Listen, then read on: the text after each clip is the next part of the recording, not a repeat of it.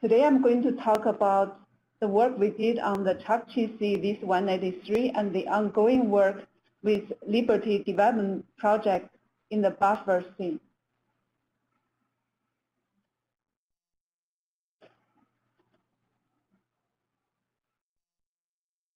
Okay, the oil spill risk analysis was developed in 1975 by the Department of Interior, and it served our agency for in the last 30 or 40 years.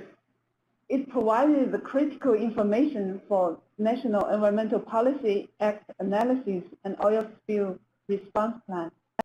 It is very unique in its stochastic approach because it's not a model be used in the real time to do predictions, because most people would think if you do oil spill risk analysis, we think that once the oil is in the water, you will predict how it goes and that type of thing. But for us, we use this spill risk analysis for contingency planning and for the response plan.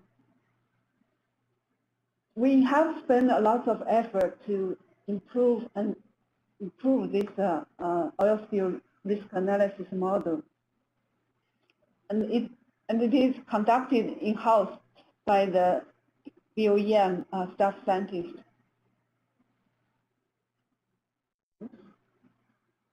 Sorry. So what's oops? It's moving by itself. Huh? Yeah, someone is. Okay, one more. Okay. Sorry. So who uses OSRA? As I said earlier, in the Bureau of Ocean Energy Management, we have to satisfy this NEPA requirement. Then we have to produce this environmental impact statement prior to any oil and gas lease activities in the outer continental shelf.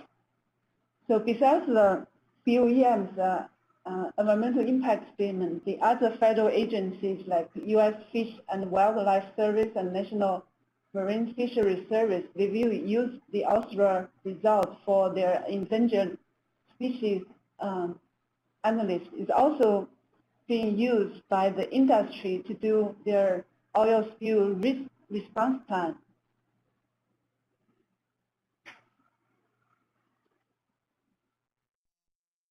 So what questions addressed by this oil spill risk analysis? First of all, the oil spill risk analysis, we only consider the large spills, means that spill rate is greater or equal than 1,000 barrels. Before we conduct any analysis, we first will identify what the potential sources of large oil spills, either from the platform, drilling areas, the transportation scenario through these pipelines or tanker routes. Then we will use the handcast winds and ocean current data to drive the trajectory analysis. Then we are going to estimate the oil spill occurrence rate. What is the chance of one or more large spill occurring, and what's the chance of oil spill contacting these environmental resources, either onshore, offshore, or other geographic areas that are of concern. Then an important aspect is to also estimate what's the probability of the oil spill occurring and contacting the environmental resources. Those information, again, I said earlier, is being used in this environmental impact statement. So OSRA delivers 3 products. The first one is this probability of contact to environmental resources from hypothetical oil spill locations is what we call conditional probability. This is under the assumptions that oil spill would occur at those prospective oil drilling production area, those transportation routes, etc. Then we will estimate oil spill occurrence rate based on the historical spill occurrence rate and the future estimated production volume, and also these production scenarios. And then finally, is what we call combined probability. So we want to evaluate, say we have environmental resources, and then based on all those, based on these exploration scenarios, what's the probability of oil spill occurring and contacting this particular environmental resources.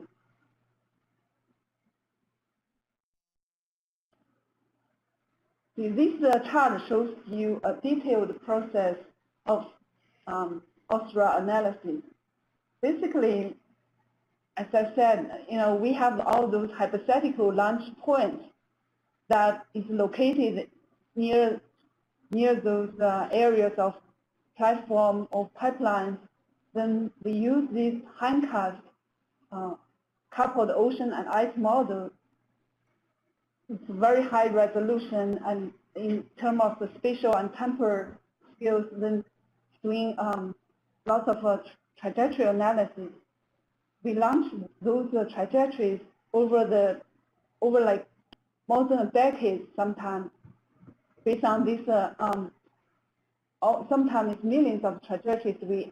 We tabulate those contacts to the environmental resources, then we derive this conditional probability. Then on the other side, that we use some of the historical oil spill rate and oil production volume estimate. We derive those estimate oil spill occurrence rate. Then we got those so-called this combined probability of oil spill occurring and contacting a particular environmental resources. But in the Arctic, we use what this analysis called fault tree analysis to derive this estimate spill rate that I'm going to talk about later.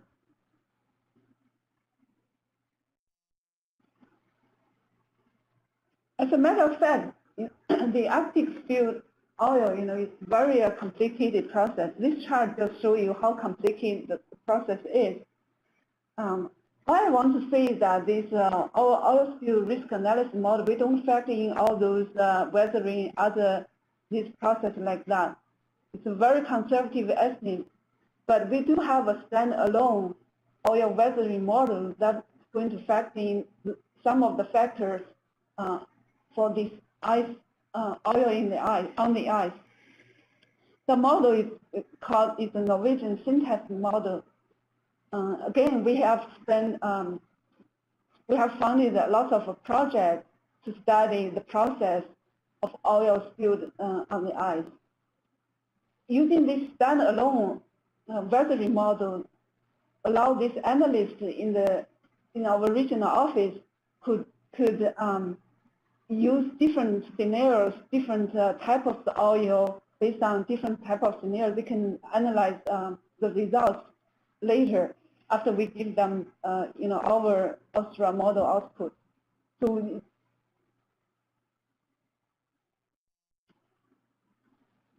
this chart just shows you the work we did on Chukchi Sea, this 193.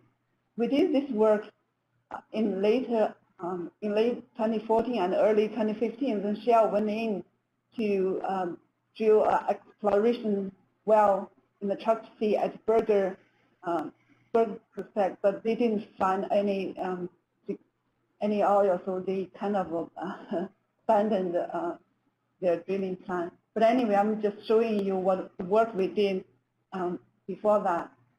So we have at that time, we have like 460 leasing blocks in this outer continental shelf in the Chukchi Sea. Then we put we have like 375 hypothetical launch points in this area that was divided, grouped into 6 launch areas and 6 pipelines. These are all hypothetical pipelines. Then we have some alternative. You can see that this wiggled line, with different colors, shows slightly different leasing areas. That's what we call alternative. But in terms of the leasing block, it didn't differ that much. See, here's the spill occurrence rate. Why we have to use fault tree analysis? Because there are actually little or no historical large oil spill data in the U.S. portion of offshore Arctic. This fault tree analysis just allows us to use the results of historical oil spill rate in the other regions to derive those oil spill occurrence rate in the Alaska region by factoring all these, by including non-Arctic effect, also including the Arctic effect.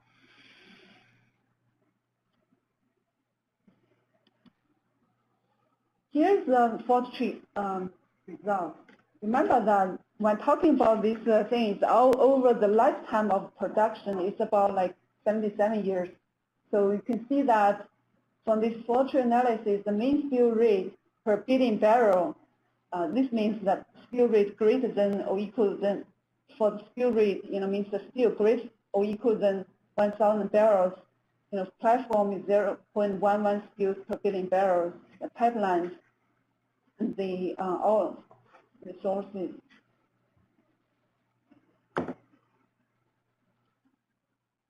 Now here's this, unfortunately it's all cut off.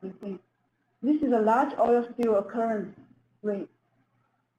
Basically, based on this spill occurrence rate, we get this, and the production volume, we get the mean number of spills for like platform, pipelines, and also we use this Poisson distribution to estimate the probability of one or more large spills.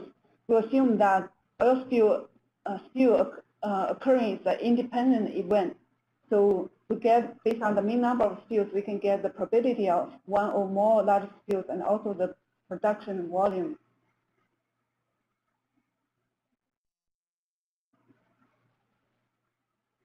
Well, this chart just shows you that the study domain for this OSRA model.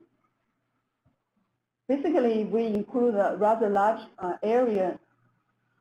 It includes this Russian part of Chukchi Sea and also Canadian side of Beaufort Sea. We extend all the way to 75 degrees north. That just assumes that anything possibly could be impacted in this area. We do have some estimate of the spill rate occurring and contacting. Again, that we have this 6 million grid cells for this OSRA domain. It's about like 0.6 kilometer by 0.6 kilometers. This part, the circle part, is the active list in the Chukchi Sea at that time, but now, lots of lists being relinquished.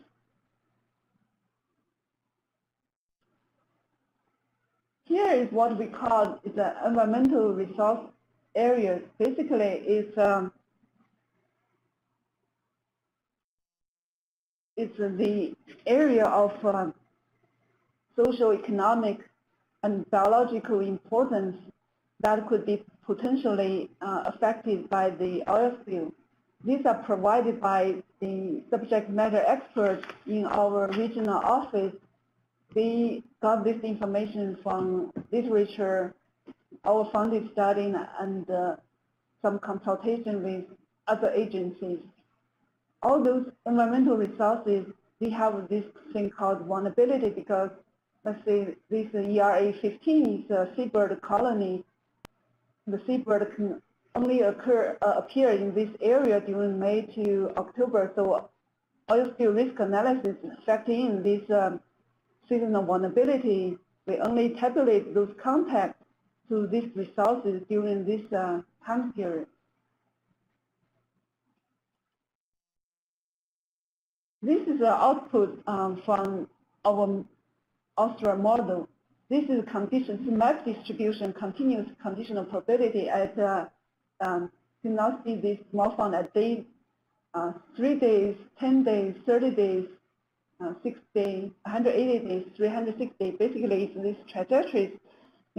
I mean, I didn't talk about the how we actually allow those trajectories to evolve, because it's in the open water, we allow this trajectory to evolve for 30 days. But if it's inside the ice, we allow it to evolve for 360 days. This is the conditional probabilities, annual conditional probability from this launch area file. I showed you earlier about those different hypothetical launch areas. You can see that, the further out, you can see the color scheme represents this percent of chance of contacting. The gray is like between 6 to 10%. The yellow, I think it's maybe 30 to 40%.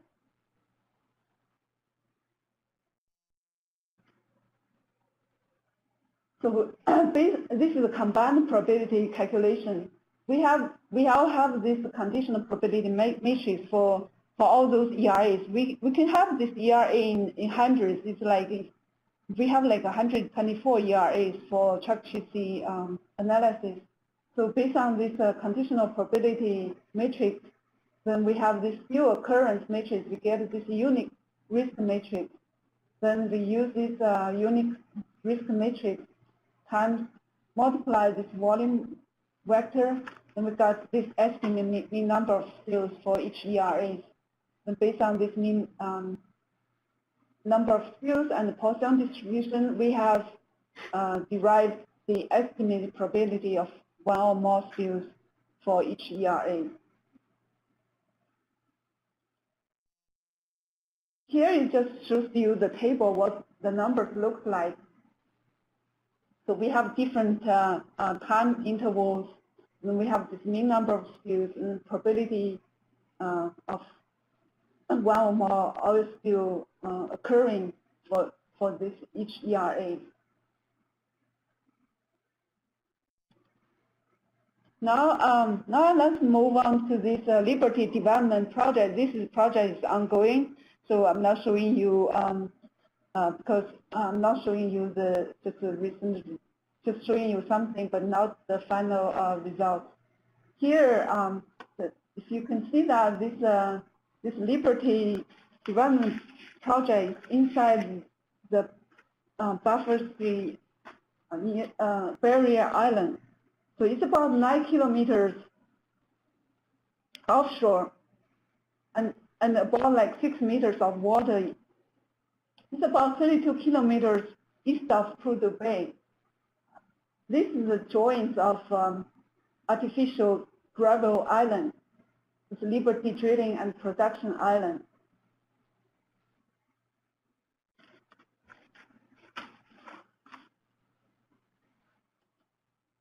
Because this area is so close to the shore, we have to get this ocean circulation and ice information, we have to use a very fine resolution model.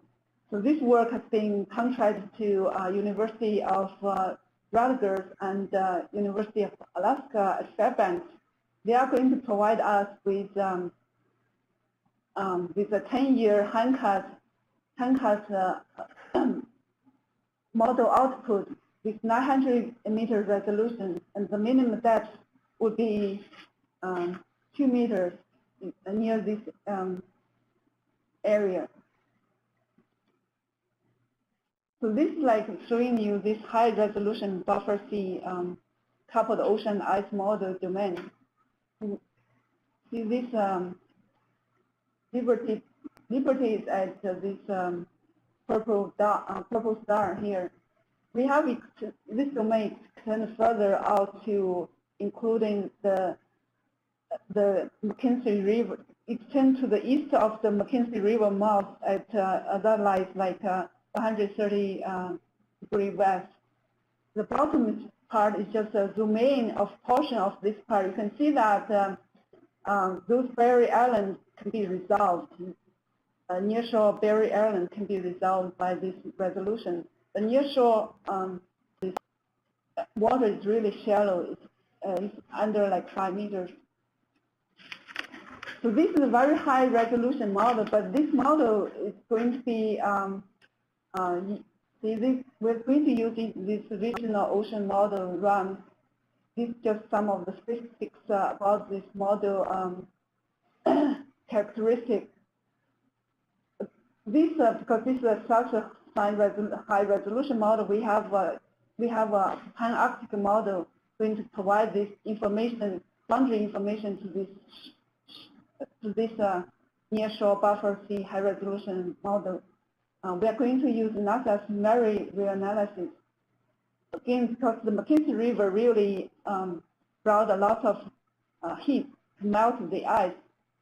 There's a new way to implement this Mackenzie River as a mass source. So it's a lot of the temperature and the salinity to be added to be the melting factor. The tidal forcing is implemented through the boundaries using this Oregon's tidal model. Tides are weak in the buffer C, but under this landfast ice, it can present a significant friction of the total kinetic energy budget.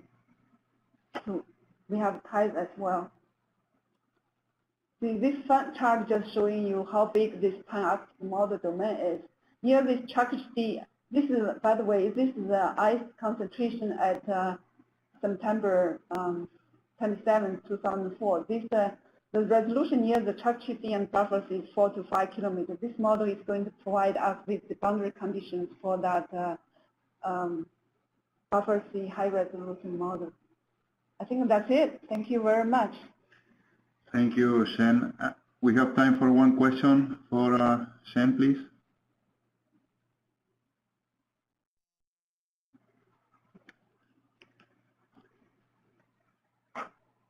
No questions. All right. Thank you once more, Shen. And that's actually very relevant for the discussion we're going to have in a few minutes about the milestones of this